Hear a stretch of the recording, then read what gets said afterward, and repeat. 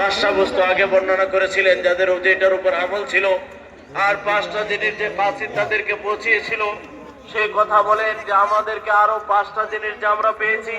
তার মধ্যে প্রথম জিনিস হয়েছে যে আমরা আমাদেরকে আপনার বাসিত আপনার পক্ষ থেকে যে কথা বলনেওয়ালা সেই কথার খবর দিয়েছে যে আমরা যেন দুইটা কথা সাক্ষী দেই যে আল্লাহ ব্যতীত আর কেউ রব নেই, আর মুহাম্মদুর রাসূলুল্লাহ সাল্লাল্লাহু আলাইহি ওয়াসাল্লাম আল্লাহর সত্য রাসূল বলে এই জিম্মেদারি আমাদের উপর দিয়েছেন।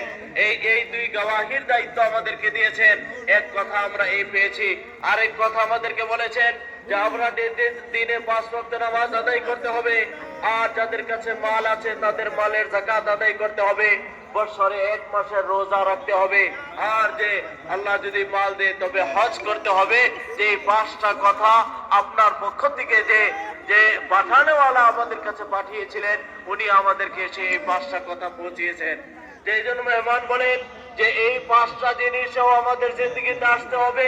ঈমানের কথা, কলিমার কথা আমাদের সম্মুখে আগে তাফসীলের কথা মেহমান বর্ণনা করে গিয়েছেন।